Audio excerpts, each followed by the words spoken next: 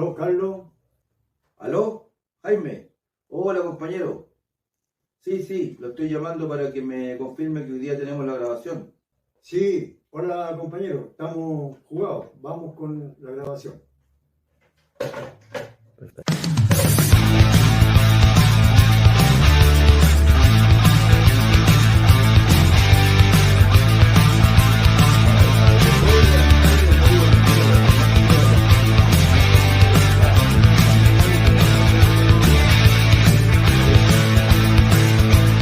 Muy buenos días, muy buenas tardes, muy buenas noches a nuestros seguidores en un nuevo episodio de nuestro programa Los Observadores Internacional.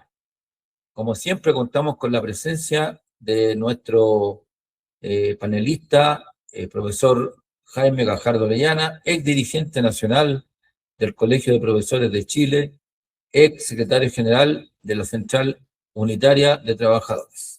En esta ocasión volveremos a analizar la situación que afecta al hermano pueblo venezolano, con todos los últimos acontecimientos contra de Venezuela. ¿Cómo está, don Jaime? ¿Qué tal? ¿Cómo estamos? Un saludo a toda la gente que nos sigue por YouTube y que también recibe este programa a través de los WhatsApp y de las redes sociales en general. En Facebook siempre estamos presentes.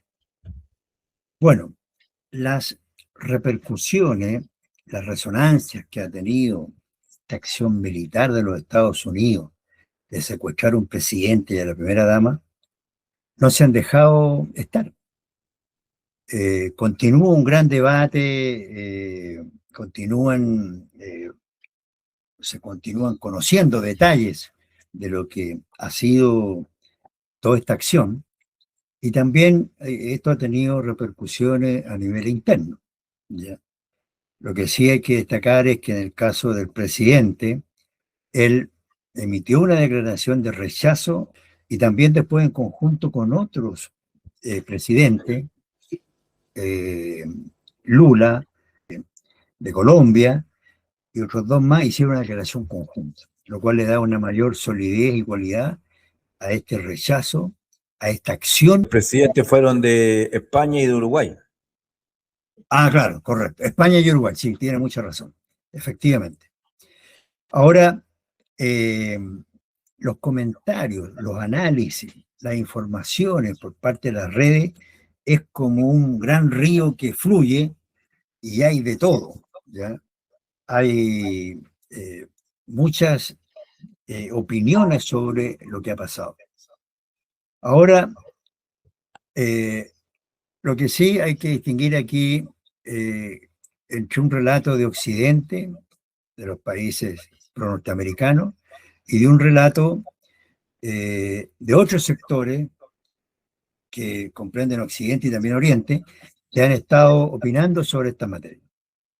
El relato de Occidente, que se expresa muy bien en los matinales que hay acá en la televisión, tratan de mostrar que esto fue correcto, que aquí se ha secuestrado a un narcoterrorista, que tiene que ir a juicio, y no hablan para nada de la soberanía nacional, de la autodeterminación de los pueblos y de las acciones armadas, porque ahora recién por las redes se está conociendo de las consecuencias del ataque, cómo quedó el lugar y también las muertes que eso se originó. El comandante supremo de la Fuerza Armada Bolivariana señaló que había más de 80 muertos.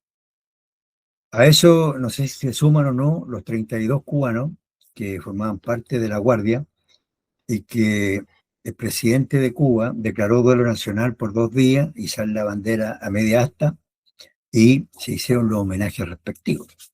Entonces, de que hubo muertos, incluso civiles, porque también se han mostrado imágenes de pobladores, ciudadanos comunes y corrientes que vivían en el entorno que fueron afectados. Pero ahí todavía tiene que conocerse más noticias, esclarecerse más todo, pero no fue una acción quirúrgica, como decían los norteamericanos, ni muy precisa, como que entraron, secuestraron y después no pasó nada. O sea, hubo confrontación y hubo muertos. Y Estados Unidos tendrá que decir cuántas bajas tuvo, porque es incomprensible que de tantas bajas, aunque hubiese sido mucha la sorpresa por parte del grupo armado norteamericano, que no fueran también afectados. Eso cuesta creerlo. Y también en este relato, aunque en otros sectores eh, también se ha dado, es que hubo traición, alguien entregó a Maduro y de hecho hoy día, como una de las primeras acciones de la presidenta suplente o la vicepresidenta Delcy Rodríguez, fue destituir a un alto general. ¿Ya? Entonces, eso va a seguir. ¿Ya? Y, y de aquí también se desprende que es una gran irresponsabilidad lo que ha hecho Estados Unidos, porque por una parte pone en peligro la estabilidad venezolana, o sea, claramente se puede esto desatar en dos bandos y que se confronten entre sí, lo cual nadie quiere, pero sería terrible, y también se confronta con los países de multipolar o del polo múltiple que se ha formado, porque no solo antes secuestró un buque petrolero que se dirigía a Cuba, sino que eh, ahora secuestró un buque que se dirigía al Medio Oriente. ¿Ya? Y lo grave es que este buque se dirigía a Irán, lo cual afecta directamente a ese país, que es otro país que está en conflicto serio con Estados Unidos, y que eh, puede traer como consecuencia acciones de represalia. Y donde el derecho internacional, los derechos humanos, los pactos, los convenios internacionales quedan fuera, que no son considerados. O sea, empieza a operar la ley del más fuerte. Es como si hacemos una analogía, una similitud con el periodo eh, independentista y previo, cuando los países de América eran colonias, existía la piratería, que al final resultó que no era tan autónoma, sino que trabajaba para gobierno, ya muchos piratas, y que usurpaban, secuestraban buques, riquezas que estos llevaban, y se las daban al gobierno para el cual servían. O sea, la ley del más fuerte. ¿Ya?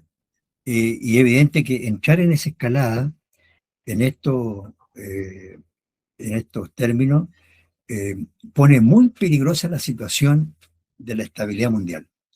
Incluso algunos analistas sostienen que es una crisis mayor a lo que fue la crisis de los misiles en Cuba, el año 62. ¿Ya? Porque imagínense ustedes que la Duma de Rusia, que es como el Parlamento chileno, acá donde están los diputados y los senadores, al conocer los informes y en su reunión, hablaron de hundir buques estadounidenses con torpedo, pide la Duma de la Rusia. Imagínense ustedes. ¿Y cuál va a ser la respuesta de Trump? O sea, todo esto ha llevado a un escalamiento del conflicto mundial que ya venía, por supuesto, de atrás con la guerra Rusia-Ucrania, con todo, con el genocidio en Palestina, en que escala, en que pone en peligro a la especie humana. Desafortunadamente estamos ante ese cuadro hoy día en el plano internacional. Es muy serio, es muy grave. ¿Ya? Apocalíptico han descrito eso, lo han dibujado. Esperamos que estén equivocados, porque ahí toda la humanidad saldría para atrás, como se dice. ¿Ya? Es un conflicto que escala esta dimensión, sería sin vuelta. Y no sabemos lo que va a pasar en mismo Venezuela, ¿ya? Porque hay algo que es transversal, independiente de la lucha política que ahí se da, es que todos condenan la invasión, porque en realidad fue una invasión de Estados Unidos a Venezuela, porque desplegar unos buques, entrar en helicóptero, aterrizar, enfrentarse con medio mundo, secuestrar a un presidente, a la primera dama, es un acto de invasión. Y que ningún país lo perdonaría. incluso más. Pongámonos, ¿qué pasaría si se hicieran cosas similares en Europa, en Rusia, en Asia? Sería un acto de guerra absoluto. Los mismos norteamericanos, los mismos estadounidenses, fíjense ustedes que ese país fue invadido por una columna de mexicanos, Francisco Villa, ¿ya? Bueno, y también está Emiliano Zapata y otros más. Pero Francisco Villa tuvo la osadía con una columna de atacar un fuerte que está en la frontera norteamericana, lo destruyó y se retiró y se fue a México de nuevo. Ha sido el único país o la única acción en la que los gringos han sentido invadido su territorio. ¿Y cuál fue la reacción del gobierno de la época de Estados Unidos? Que formaron una inmensa columna y se fueron, cruzaron la frontera y persiguieron a Francisco Villa por meses, por periodos largos.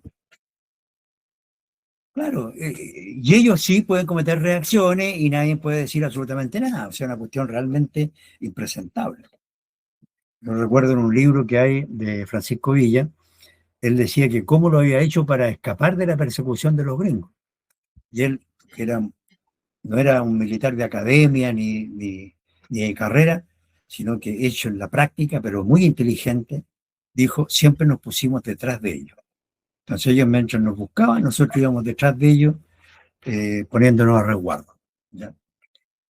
Lo que quiero decir es que todo esto indica, y yo coincido con muchos analistas, el que más que un acto de fuerza de los norteamericanos, esto parece un acto de desesperación. Ellos ven, se le acaban las reservas de petróleo, ven con peligro todo esto del mundo multipolar, le ha salido gente al camino, como dice, y ellos evidentemente están desesperados con una acción de fuerza, ¿ya? Que al final muestra debilidad. Ya vamos a ver cómo decantan los hechos. Y seguro Estados Unidos, el gobierno de Trump, ¿ya? Que lo han calificado de todo, va a, a ser puesto en su lugar y descalificado ante todo el mundo.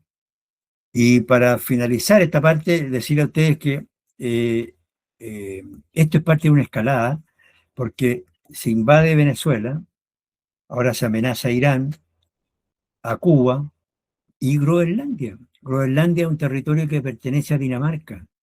O sea, están tomando todo por la fuerza.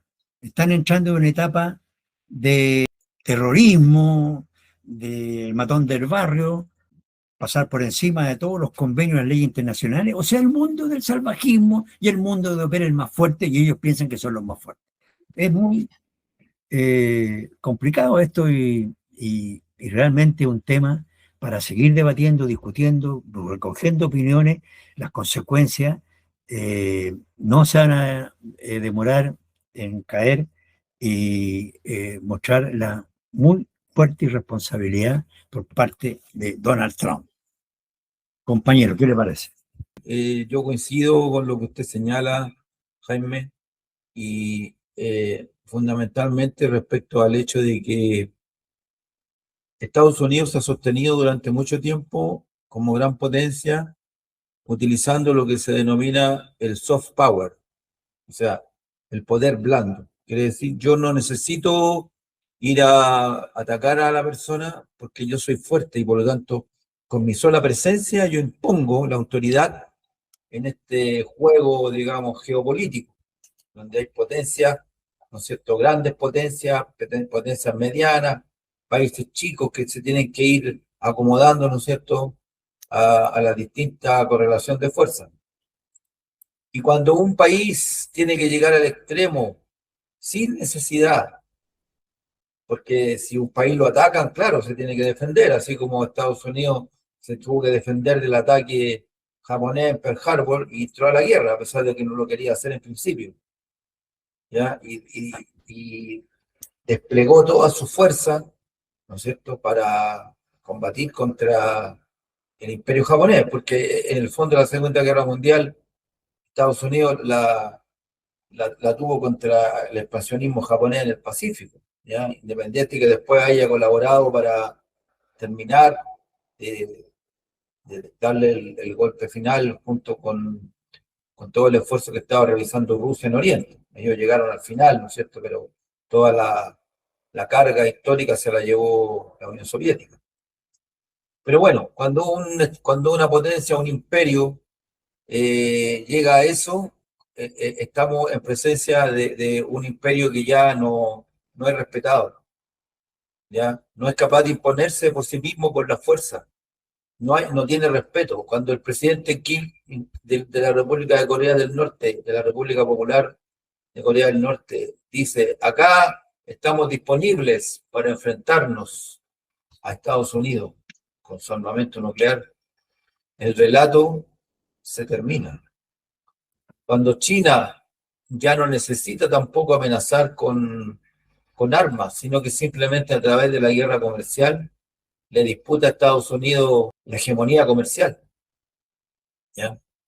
Entonces, lo que estamos viendo es tal vez una larga agonía de una bestia herida, que obviamente cuando está herida es más peligrosa, y que independiente de eso, está poniendo en grave riesgo la seguridad mundial, no solamente a nivel de lo que se denomina la resurrección de la doctrina Monroe, que es lo que Trump está tratando de hacer, ¿no? Entonces, pone en riesgo todo, porque en el fondo Trump está peleándose con todo el mundo, con China en la guerra comercial, con los BRICS, buscando desesperadamente petróleo, con Europa, ¿ya? Porque quiere obligarlos a que impongan más dinero para armamento, ¿ya? No puede aún salir de la guerra de Ucrania, que la auspició y que aún todavía no puede resolverla, ¿ya? Entonces, claro, pero esta bestia herida genera mucho daño, mucho dolor, mucha destrucción, ¿ya? Y entonces debemos ser firmes como regionalmente, y lamentablemente en América Latina no tenemos esa unidad, porque hay gobiernos genuflexos, serviles al imperialismo norteamericano, no son capaces de ponerse en una postura firme, como el caso de Colombia, Brasil, porque si ahora es el petróleo que dice Trump que quiere imponer lo que él quiere, bueno, también podría decir lo mismo del cobre, podría decir lo mismo del litio y de muchos otros productos y recursos naturales que tenemos en América Latina, ¿no? Entonces, esta es una lucha por Bien, la soberanía de los pueblos. correcto. Y en eso hay que tener claridad, porque si no tenemos esa visión y solamente nos dedicamos a decir, no, Maduro es un dictador y que aquí, que allá, estamos perdidos.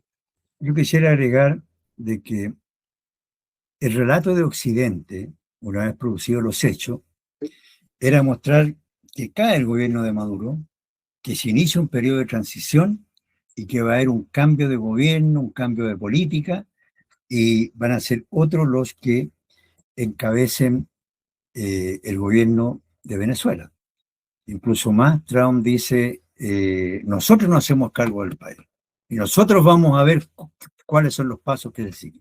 Pero instalaron esa idea de que ya el chavismo había urdido la derrota total, o se había ido en una derrota total. Sin embargo, no es tan simple. No, los hechos y las noticias que hemos escuchado estos días no muestra ese relato. Primero porque ellos dijeron que era una operación quirúrgica y no fue así. Segundo porque la estructura de gobierno, tanto en el caso de las Fuerzas Armadas, de la institucionalidad, de los poderes del Estado, la presidenta, siguen siendo como continuadores del chavismo, del gobierno de Maduro. Es cosa de escuchar la opinión y los relatos de la propia presidenta Delcy Rodríguez, ¿ya? O sea, aquí no está la batalla ganada, ¿ya? Y tampoco es ilusorio esto de la liberación de Maduro y la primera dama, porque hay que recordar que hubo 5 cubanos que fueron enjuiciados en Estados Unidos y los condenaron en forma perpetua. porque lo acusaban de espionaje y de acciones terroristas hacia el gobierno de Estados Unidos. Sin embargo, se levantó una gran campaña en el mundo, promovida por los cubanos, y al final se logró su liberación, con muchas iniciativas y acciones. De tal forma que hoy día lo correcto es plantearse que esté la liberación inmediata de Maduro y la primera dama. O sea, no cabe otra cosa. Y, claro, el riesgo está en que con esta acción pueden dividir al pueblo, pueden hacerlo confrontarse, y ahí Estados Unidos va a alimentar al sector que le dé más garantías a ellos. Pero no está decidido lo que ha pasado en Venezuela, ¿ya? No es algo así como cayó Maduro, cayó todo, todo se derrumbó, tierra aplanada, por lo tanto ahora hacemos lo que queremos. Además de que el presidente de Estados Unidos diga, nosotros nos vamos a hacer cargo y nosotros le vamos a entregar todos los pozos petroleros a los grandes empresarios elite que trabajan en esa área, que explotan esa área y que son inmensamente ricos. Es la desfachatez más grande. Es como decir, sin filtro, nosotros aquí estamos por el petróleo, por el poder, porque nadie nos salga al paso en el mundo y nosotros mandamos y tenemos derecho y somos como una especie especial que nos corresponde. Incluso más dijeron, el petróleo es el nuestro. Miren. O sea, eso no, para ellos no está en discusión. Entonces, realmente, este es un tema que puede seguir escalando, y no solo en Venezuela, sino que irradiar, tal como decíamos antes, a todo el mundo y agudizar este camino que se va con paso o con tranco avanzado, tranco largo, hacia una conflagración que nadie quisiera repetir en este mundo. Sería tremendo. O sea, suponemos que la racionalidad tendrá que operar en algún momento. Claro que viendo los discursos y las acciones y lo que hace Trump, parece que no hay nada de racionalidad. Le interesa en nada la especie humana, el ser humano, los derechos humanos. Para ellos eso es como morirse de la risa. Entonces es muy grave la situación que está pasando. Y lo otro que yo quisiera decir es que, claro, aquí en Chile también se ha abierto un debate, ha tenido muchas repercusiones, y fíjense ustedes que a las horas de producir el secuestro, en la mañana temprano, se convocaron todos los inmigrantes, los venezolanos que vienen a Chile, empezaron a celebrar. ¿Sí? Y mostraban eso todo el día lo mostraron. Claro, también esa era parte del plan, que una vez producidos los hechos, había que levantar manifestaciones de apoyo a la acción de los norteamericanos y celebrar esto como que había caído un dictador. O sea, en otras palabras, realmente el plan consistía en varias cosas, y una de esas era mostrar la alegría de los venezolanos que estaban en otros países. Y yo junto eso con los matinales. Yo no es que tenga nada contra los matinales. Yo sé que son muy vistos. Pero ellos hacen opinión y además invitan a analistas políticos, gente que estudia en universidades privadas. Ha llamado la atención que la mayoría son de la Universidad del Desarrollo, de la Bernardo Higgins y de otras más, para que entreguen la opinión. Pero no llaman a ningún debate entre los parlamentarios, por ejemplo, o entre los presidentes de los partidos políticos. No hay comentarios, opiniones así que se toman al paso. Pero los que llevan el debate o están en el escenario en este minuto son la farándula, por una parte, los matinales y cientistas políticos, yo lo colocaría entre comillas, porque veamos los pergaminos que hay que mostrar. En esto, invitado al debate sobre temas tan delicados como esto, no solo se requiere ser de la academia, sino que también políticos con experiencia, que ellos muestren su caudal, que lo comparen con periodos anteriores y que puedan entregar así opiniones más objetivas para el debate del país. Pero no esos faranduleros, y lo digo sin ningún temor, están distorsionando la realidad de lo que realmente se vive de la crisis internacional hoy día en el mundo. Y eso es grave. Y el gobierno tendría que reaccionar. Y además, la opinión de algunos voceros o gente de las autoridades deja mucho que desear. Es efectivo que esta intromisión que hacen el gobierno norteamericano en Venezuela va a irradiar y puede irradiar hacia todas partes, ¿ya? O sea, aquí está puesta en peligro América Latina, no solo Venezuela, sino que América Latina, partiendo de México, desde el sur del Río Bravo hasta la Patagonia. Eso es lo que está en peligro, si eso es efectivo, es verdad. Pero díganme ustedes, ¿qué peligro corremos nosotros aquí en Chile si ya le hemos entregado todo el litio a la empresa privada y se llevan el concentrado fuera del país y los gringos hacen negocio con eso? Cuando el 60%, más del 60% de la producción del cobre la hacen compañías ligadas al comercio norteamericano, nosotros ya tenemos entregado el país, ya hace rato. Así que en este momento somos los que estamos más a resguardo de una posible invasión de los norteamericanos. Ellos no van a ir a gastar balas por demás, ¿ya? Entonces hoy día, cuando tenemos un modelo que lo respalda absolutamente Estados Unidos, que ha felicitado al nuevo gobierno que se instala y donde han puesto al país como ejemplo de una economía sana, que es la visión y el sueño de ellos, claro, se dan el gusto de entregar estas opiniones, pero en definitiva no van a tener necesidad. De ahí que un poco desproporcionada la opinión de alguna gente que dicen aquí van a venir a invadirnos los norteamericanos. No, si no tienen para qué, nos invadimos solos, ya les entregamos todo. Así que en ese sentido, creo que aquí hay que expresar la solidaridad hacia el pueblo venezolano y organizar muchas acciones. Estos días han empezado a haber manifestaciones muy, muy importantes en los propios Estados Unidos, en gran parte de los países del mundo, en Europa, donde han condenado esta acción y que esta forma de hacer política internacional sin respetar el derecho internacional es algo que no corresponde y pone en peligro la existencia de la propia especie humana. Sí, efectivamente, don Jaime, y bueno, antes de terminar, solamente ratificar la observación que usted hizo. Efectivamente, nosotros no tendríamos que tener temor de una invasión, porque ya no, como usted dice, ya nos invadieron. Cuando Salvador Allende el año 71 nacionalizó el cobre, obviamente que eso para Estados Unidos no lo iba a tolerar.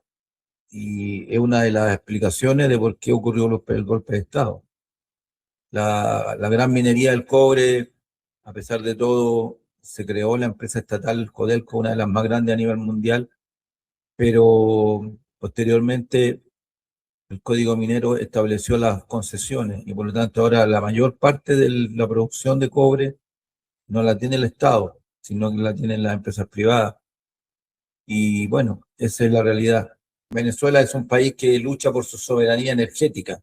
Recordar también de que el petróleo se nacionalizó mucho antes que Chávez. No es solamente en Venezuela que se nacionalizó en México con el presidente Cárdenas y otros también, otros recursos naturales, ¿ya? El petróleo, Bolivia, en Argentina. Entonces, esa idea de que dice Trump de que el petróleo se lo quitaron, bueno, lo que pasa es que ellos lo tenían y todos los ladrones son desconfiados, pues entonces quieren recuperar lo que robaron, ¿eh? Así que bueno, eso es, y la reflexión que queda para los pueblos es que no se puede confiar en los que dominan, ¿ya? No se puede ser ingenuo con los que dominan, no, ellos no van a ceder sus privilegios, las empresas, las acciones, los miles y millones de dólares que ganan estas empresas. Así que eso es una guerra geopolítica, económica y de soberanía nacional. Bueno, un saludo a la gente que no ha escuchado y vamos a seguir con este conjunto de opiniones porque creo que se abre la puerta en este minuto para hacer un gran debate de la política internacional, de la política nacional, del tema de los recursos energéticos. ¿Ya? Un país trata de que sus cosas elementales, estratégicas, básicas, estén en poder porque son cuestiones irreemplazables. De tal forma que vamos a continuar, así que, Carlos, estamos disponibles para que sigamos con estos videos y estas opiniones. Recuerden suscribirse a nuestro canal, marcarle el like, suscribirse y estar atentos para que nuestra comunidad continúe creciendo y llevando la voz de los que no tienen voz, la otra cara de la medalla, a más personas. Que estén muy bien, nos estamos viendo en otro episodio. Un abrazo a todos.